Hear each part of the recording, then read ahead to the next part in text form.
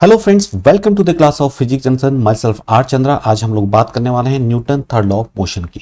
Newton third law of motion बोलता है कि for every action there is equal and opposite reaction. क्या बोलता है? For every action there is equal and opposite reaction. ये हमारे पास न्यूटन थर्ड लॉ बोलता है। और ये भी बोलता है कि यहां पर जो एक्शन और रिएक्शन की हम बात कर रहे हैं, ये एक्शन रिएक्शन जो फोर्सेस होते हैं ये पेयर में लगते हैं। ठीक है, एक्शन रिएक्शन फोर्सेस हमारे पास क्या लगते हैं? पेयर में लगते हैं। एक्शन रिएक्शन फोर्सेस ऑलवेज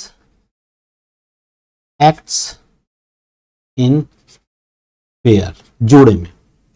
अगर ऐसा है तो उसके लिए कुछ कंडीशंस हैं। वो कंडीशंस क्या क्या हैं, ध्यान से देखना। कंडीशंस क्या क्या हैं, वो उस कंडीशन को सेटिस्फाई करना चाहिए, तभी जाके मैं बोलूंगा कि एक्शन रिएक्शन जो फोर्सेस लगते हैं वो पेयर में लगते हैं। अब वो कंडीशंस क्या क्या हैं? एक्शन रिएक्शन फोर्सेस को अगर मैं पेयर में बोलता हूं तो उसके लिए कंडीशन क्या है? पहली condition, number first, bodies. Action reaction pair कब लगेगा? दो डिफरेंट बॉडीज में लगेगा। तो इट मींस यहां पर बॉडीज, टू डिफरेंट बॉडीज होनी चाहिए। पहली condition, two different bodies. Second, nature of जो फोर्सेस हैं वो सेम होने चाहिए। नेचर ऑफ फोर्सेस क्या होने चाहिए? वो सेम होने चाहिए। पहली मैंने बात बोली, मैंने डिफरेंट बॉडीज होनी चाहिए। दूसरा मैंने बोला कि भैया नेचर ऑफ फोर्सेस सेम होनी चाहिए। तीसरा हमने क्या बोला? मैग्नीट्यूड इन दोनों फोर्सेस का, मैग्नीट्यूड ऑफ फोर्सेस ये भी हमारे पास इक्वल होनी चाहिए। एंड फोर्थ कंडीशन क्या है? डायरेक्शन इन दोनों की क्या होनी चाहिए? डायरेक्शंस दोनों की अपोजिट होनी चाहिए। डायरेक्शन क्या होनी चाहिए? अपोजिट होनी चाहिए। किसकी? एक्शन रिएक्शन फोर्सेस की। अगर ये चारों कंडीशन सेटिस्फाई हैं तो मैं बोल सकता हूं कि action reaction forces in pair में हैं। तो भी हम एक्शन रिएक्शन फोर्सेस बात कर लेंगे। अच्छा चलो बात करते हैं। देखो, मान लीजिए कि मेरे पास यहां पे ये सन है और ये मेरे पास अर्थ है। अब ध्यान दीजिएगा, सन और अर्थ ये दोनों एक दूसरे पे कौन सा फोर्स लगाते हैं? Gravitational force. अर्थ ने सन पे लगाया ग्रेविटेशनल फोर्स Fg। सन ने अर्थ पे लगाया ग्रेविटेशनल फोर्स Fg। अब ध्यान से देखो, पहली कंडीशन क्या थी? Different bodies. ओके, सन और अर्थ दोनों डिफरेंट हैं, पहली कंडीशन सेटिस्फाई होगी। दूसरी condition, nature of forces same है। भाई इधर फोर्स लग रहा है Fg ग्रेविटेशनल फोर्स, यहां भी कौन सा फोर्स लग रहा है? Fg, यानी कि एक ही फैमिली के फोर्स हैं। ये भी सही हो गया। मैग्नीट्यूड ऑफ फोर्सेस, जितना फोर्स सन अर्थ पे लगाएगा उतना ही अर्थ सन पे लगाएगा, तो ये भी हमारे पास इक्वल हो गया। डायरेक्शन, इसकी डायरेक्शन इस डायरेक्शन में है, इसकी डायरेक्शन इस डायरेक्शन में है, दोनों की डायरेक्शन अपोजिट है। तो इसका मतलब फोर्स, ये फोर्स क्या हो गए? एक्शन रिएक्शन पेयर में हो गए। कौन से? ये दोनों फोर्सेस, ये और ये। ओके, अगला एग्जांपल लेते हैं। देखो, लेट अस सपोज यहां पर मेरे पास एक प्लस चार्ज है Q चार्ज और एक माइनस चार्ज है Q चार्ज। ये दोनों चार्जेस एक दूसरे को अट्रैक्ट करेंगे तो इलेक्ट्रोस्टैटिक फोर्स लगेगा। तो प्लस वाले को माइनस अपनी तरफ ले रहा होगा, इसको हम इलेक्ट्रोस्टैटिक फोर्स कहेंगे। माइनस वाले को प्लस वाला अपनी तरफ खींच रहा होगा, इसको हम इलेक्ट्रोस्टैटिक फोर्स कहेंगे। दोनों बॉडीज क्या है? डिफरेंट है। दोनों फोर्सेस का नेचर क्या है? सेम है। दोनों फोर्सेस का मैग्नीट्यूड क्या है? सेम है। दोनों फोर्सेस इक्वल एंड अपोजिट हैं, अपोजिट डायरेक्शन में लग रहे हैं, यानी कि चारों कंडीशन सेटिस्फाइड हैं। इट मींस ये फोर्स और ये फोर्स क्या रिप्रेजेंट कर रहे हैं? Action reaction. क्या रिप्रेजेंट कर रहे हैं? Action reaction. चलो अब आपके लिए क्वेश्चन, देखो आपके लिए क्वेश्चन में क्या लेके आया हूं। लेट अस सपोज ये एक सरफेस है, इस पे मैंने एक ब्लॉक रखा है m मास का। क्या रखा है? m मास का एक ब्लॉक रखा हुआ इस सरफेस पे। अब आपको पता है कि ये सरफेस इस मास पे एक नॉर्मल ऊपर की तरफ लगा रही होगी और एक इस बॉडी पे एक mg मास नीचे की तरफ लग रहा होगा, सॉरी mg वेट नीचे की तरफ लग रहा होगा। ठीक है, क्या ये n और mg, क्या ये n और mg एक्शन रिएक्शन पेयर में हैं? आपका आंसर यस है या नो? इधर यस होगा या नो होगा, और दूसरा होगा डोंट नो, हमें नहीं पता। अब बोलो कौन सा आंसर है, यस, नो या डोंट नो। तो यहां पर अब थोड़ा देखते हैं भैया। अब मैंने देखा कि भाई ऐसा है, ये जो ब्लॉक है इसने सरफेस को दबाया होगा नीचे की तरफ, और सरफेस ने इससे रिएक्शन फोर्स एक नॉर्मल ऊपर की तरफ लगाया होगा और एक mg लगाया नीचे की तरफ। तो यहां पर पहली कंडीशन फेल हो गई। पहली कंडीशन क्या थी कि bodies should be different, body क्या होनी चाहिए, डिफरेंट होनी चाहिए। तो यहां पर तो बॉडी तो सेम, एक ही बॉडी पे n और mg लग रहे हैं, क्या ये एक्शन रिएक्शन पेयर है? Answer is no. आंसर क्या रहेगा, नो। तो ये एक्शन रिएक्शन पेयर नहीं है, तो पहली कंडीशन ही वायलेट हो गई। ठीक है, पहली कंडीशन क्या थी, बॉडीज डिफरेंट होनी चाहिए, यहां बॉडी सेम है। ठीक है, ओके, चलो इसी क्वेश्चन में हम बात करते हैं। ये जो बॉडी थी, मास इसका m था, इस बॉडी ने इस सरफेस पे नीचे की तरफ दबाया था सरफेस को। ठीक है, तो ये नीचे एक नॉर्मल n लगा, उतना ही नॉर्मल इस सरफेस ने इस बॉडी पे लगाया, और एक बॉडी का मास mg नीचे की तरफ लग रहा था। अब मेरे को बताओ, क्या ये नॉर्मल और ये नॉर्मल एक्शन रिएक्शन पेयर हैं? Answer is yes. क्यों? बिकॉज पहली बात तो ये जो नॉर्मल लग रहे हैं दोनों डिफरेंट बॉडीज पे लग रहे हैं।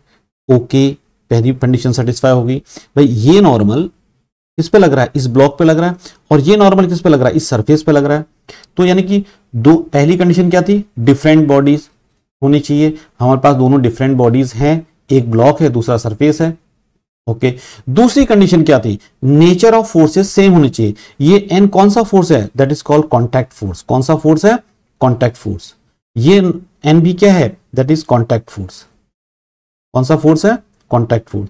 It means nature of forces भी सेम हो गए, नेचर ऑफ फोर्सेस भी सेम हो गए। Third condition, magnitude of the forces should be same. तो मैग्नीट्यूड जितना एन ये ऊपर लगा रहा है उतना नीचे ये लगा रहा है, तो यहां पर मैग्नीट्यूड भी सेम है,